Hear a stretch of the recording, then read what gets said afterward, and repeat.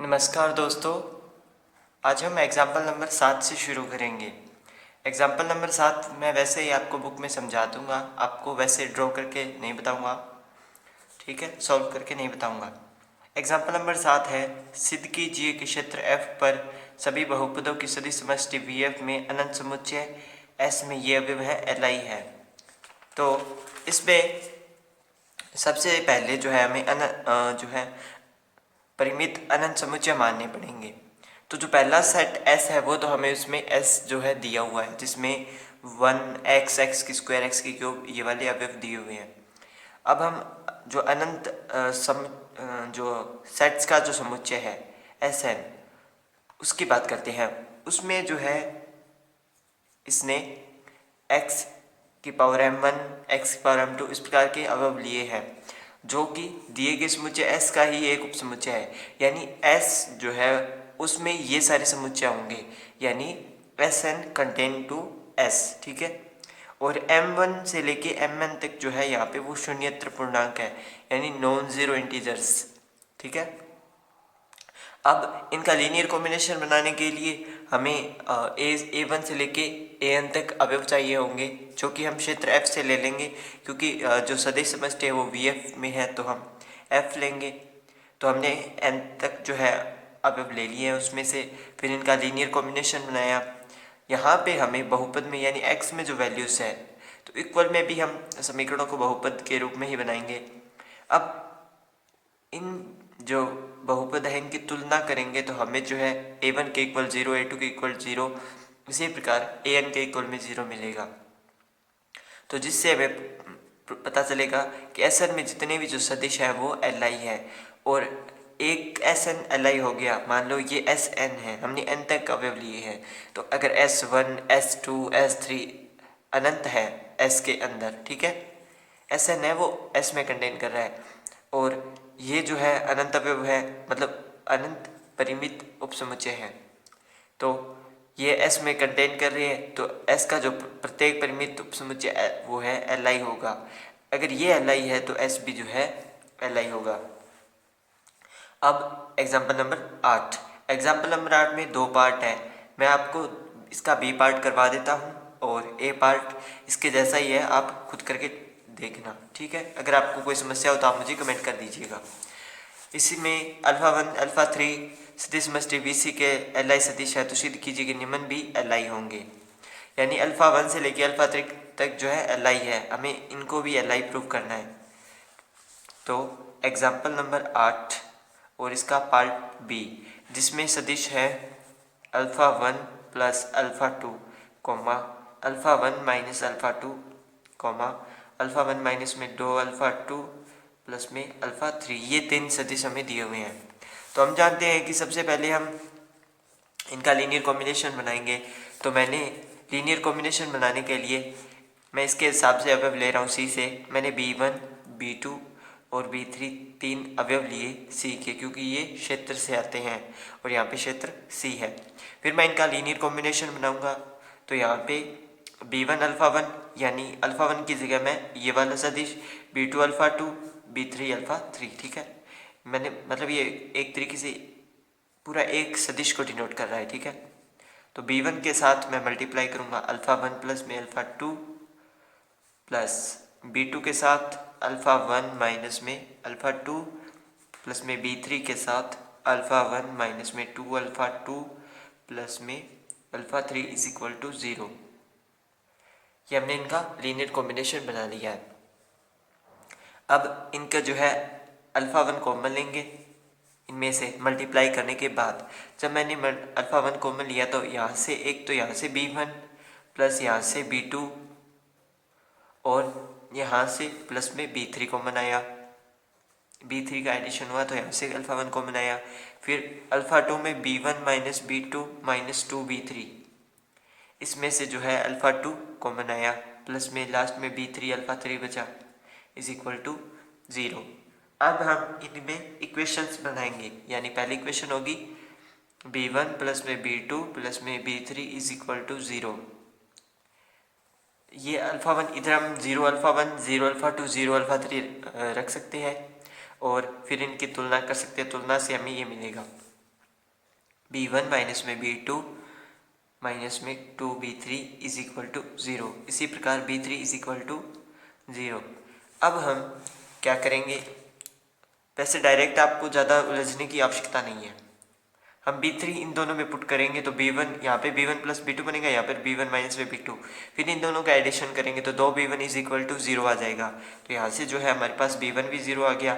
B1 0 आएगा तो B1 0 और B3 0, इसमें पुट करेंगे तो हमारे पास B2 भी 0 आ जाएगा और B3 हमारे पास पहले से ही जो है 0 है। तो इस प्रकार जो है हमने इसे LI प्रूव कर दिया है। एग्जाम्पल नंबर 8 हमने प्रूव कर दिया है इसका बी पार्ट। ए पार्ट आपको खुद करके देखना है। एग्जाम्पल नंबर 9 की अब हम बात करेंगे। एग्जाम्पल नंबर 9 में हमें सिद्ध कीजिए कि सदिश अल्फा 1 ये है, अल्फा 2 ये है, सदिश समष्टि में LD है परंतु V2R में LI है।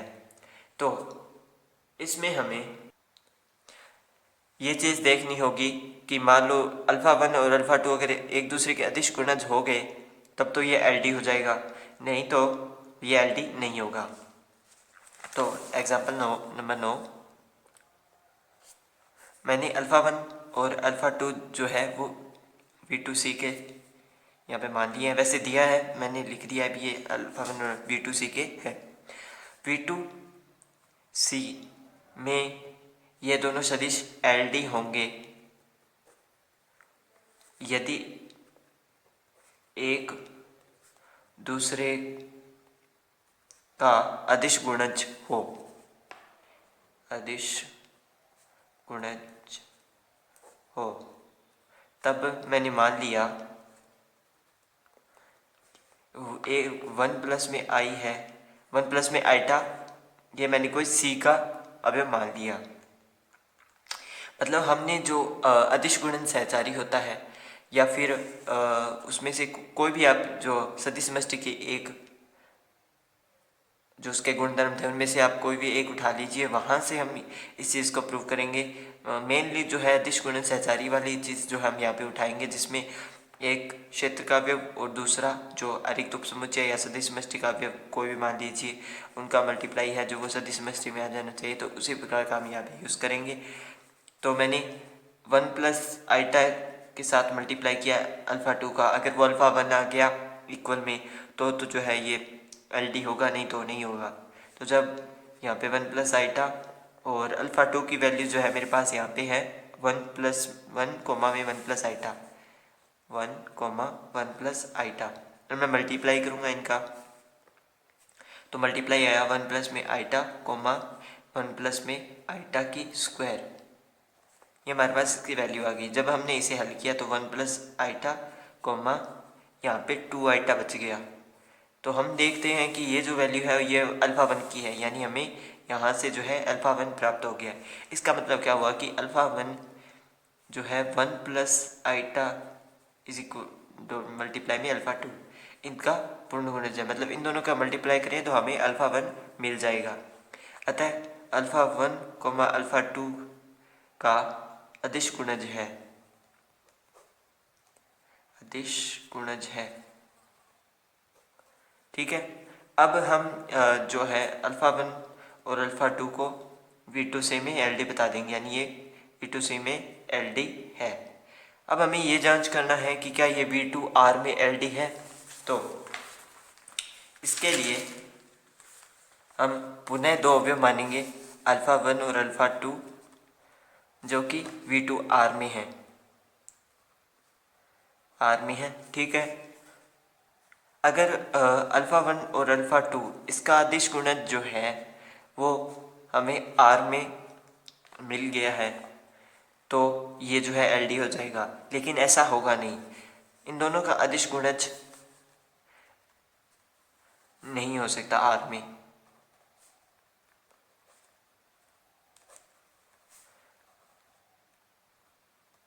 क्योंकि जो 1 प्लस आइटा है वो बिलोंग ही नहीं करता R में। अतः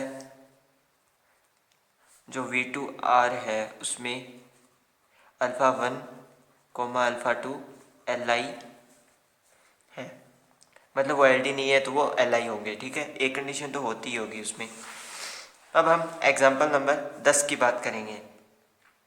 एग्जाम्पल नंबर 10 में मैं आपको बी पार्ट करवाऊंगा, ए पार्ट आपको खुद करके देखना है, ठीक है। दोनों सिंपल है, दोनों में सेम मेथड यूज़ हो रहा है। अभी हमें एक्स की वैल्यू 0 1 2 3 पुट करनी है और फिर हमें जो है A1 A2 A3 की वैल्यू फाइंड करनी है। यही कंडीशन का यूज़ है बी पार्ट में होगा, तो मैं आपको इसमें बी पार्ट करवा देता हूँ और उसके बाद हम एग्जाम्पल 11 देख लेते हैं एक बार और उसके बाद हम एक्सरसाइज शुरू करेंगे।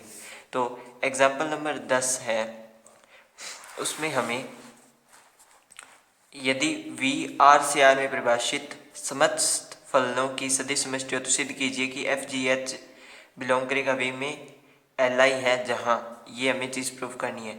तो हमें एल आई इसको प्रूव करना है, एफ जी एच को एल आई प्रूव करना है, ठीक है।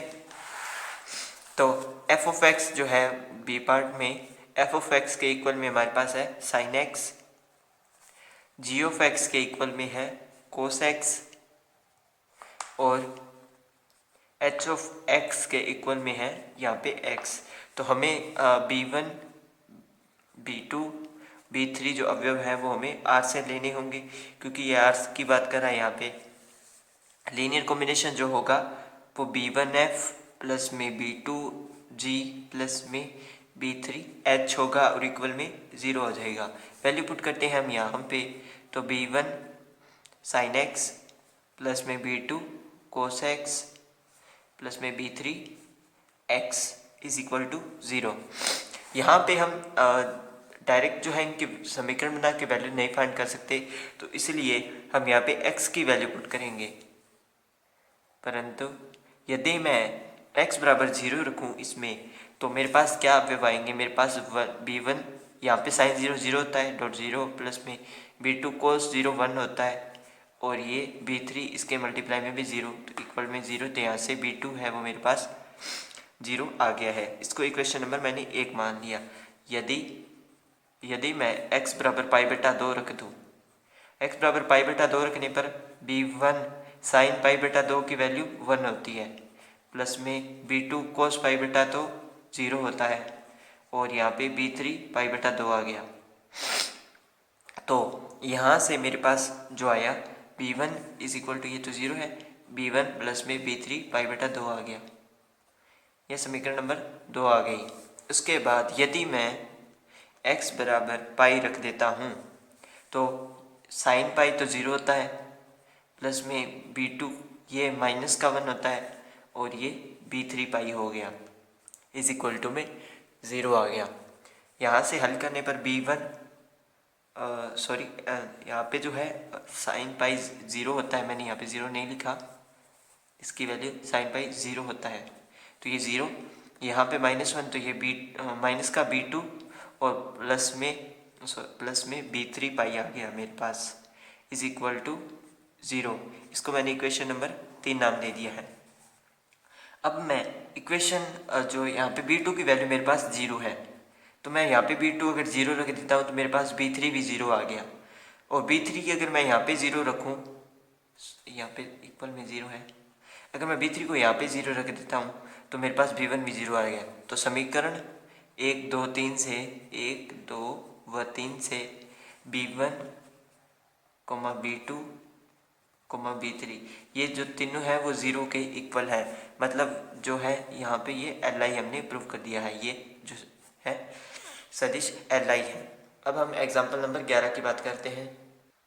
एग्जाम्पल नंबर 11 में यदि सदिश समष्टि VF में α1 α2 α3 तीन सदिश हैं तथा A1 A2 दो F के अवयव हैं, तो सिद्ध कीजिए कि α1 α2 α3 LD होगा यदि समुच्चय, ये में समुच्चय दिया हुआ है, ये LD है, ठीक है।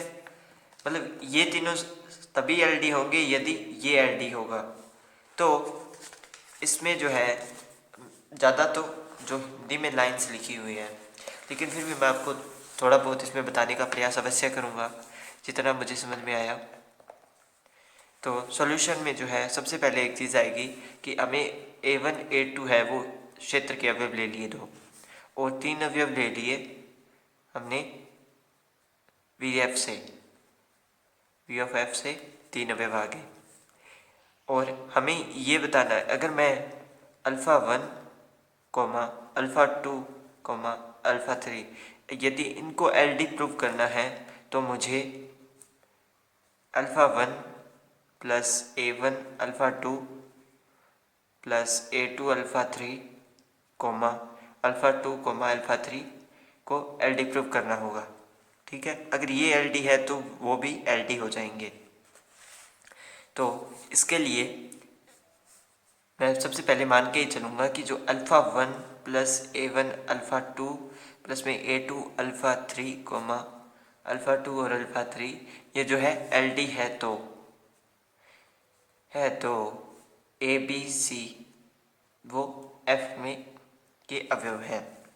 अब मैंने लीनियर कॉम्बिनेशन बनाया, मैं इनका लीनियर कॉम्बिनेशन बना रहा हूँ। प्लस में B के साथ अल्फ़ा 2 प्लस में C के साथ alpha 3 is equal to 0।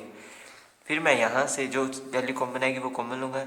A alpha 1 plus में A1 प्लस में B, ये अल्फ़ा 2 कॉमन आया। A2 प्लस में C, यहाँ पे अल्फ़ा 3 कॉमन आया इज इक्वल टू में 0। अब आगे जो वैल्यूज़ हैं, मतलब आगे जो आपको भी हल करना है चीज़ें, उसमें आपको हिंदी लिखनी पड़ेगी, जिसमें लाइन्स है। यदि दिया गया संबंध LD है तब A है वो नॉट इक्वल टू 0 होगा और होगा B और C के किसी मान के लिए अल्फ़ा 1 अल्फ़ा 2 और अल्फ़ा 3 होगा। ठीक है, मतलब A नॉट इक्वल टू 0 हो गया तो ये जो संबंध अल्फ़ा 1 अल्फ़ा 2 अल्फ़ा 3 है वो LD हो गया। आगे लाइन लिखनी है, यदि इस समुच्चय में A बराबर 0 है, A बराबर 0 तो B व C में से एक अशून्य होगा। परिणामतः A1 प्लस में B और A2 प्लस में B में से कोई एक अशून्य होगा। अतः समुच्चय अल्फ़ा 1 अल्फ़ा 2 अल्फ़ा 3 LD होगा। ठीक है, ये जो है एग्जाम्पल में आपको इतनी लाइन लिखनी है। मैंने आपको लाइन बोल दी है और बीच में जो भी अवयव आए मैंने उनको लिख दिया है।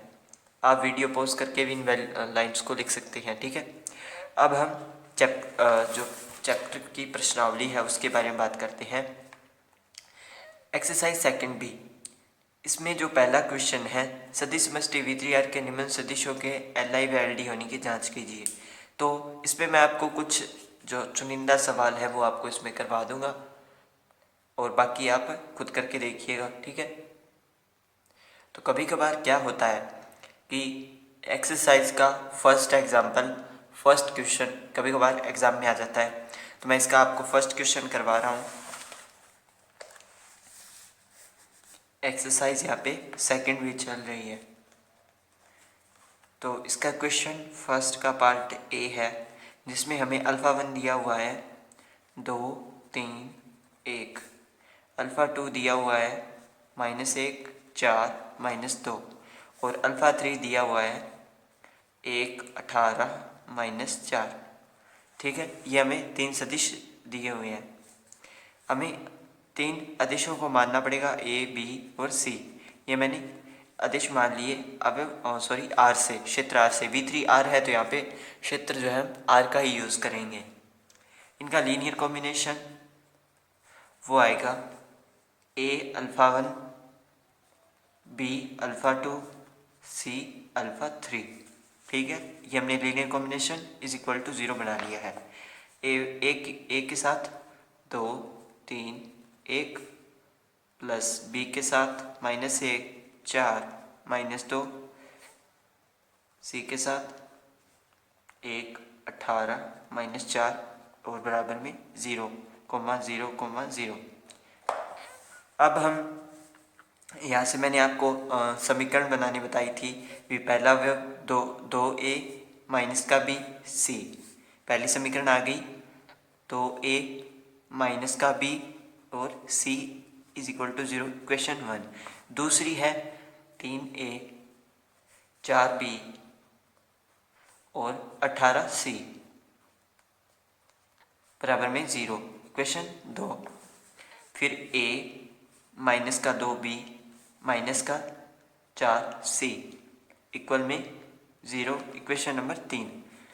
मैंने इक्वेशन 1 व 3 से इक्वेशन जो समीकरण 1 है उसको 4 से मल्टीप्लाई किया, समीकरण 1 को 4 से मल्टीप्लाई करके और समीकरण 3 में उसका योग कर दिया, नहीं सॉरी समीकरण 2 में उसका योग कर दिया, क्योंकि मुझे यहाँ पे b को ख़त्म करना है, तो यहाँ से जो है वो b ख़त्म हो जाएगा।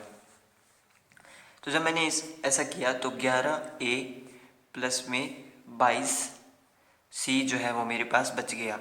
यहाँ से मुझे a प्लस में 2c मिला, तो मैं a और a बराबर में मैंने 2c किया, a बराबर माइनस का 2c, तो a के बटा में माइनस का 2, c के बटा में मुझे 1 मिल गया।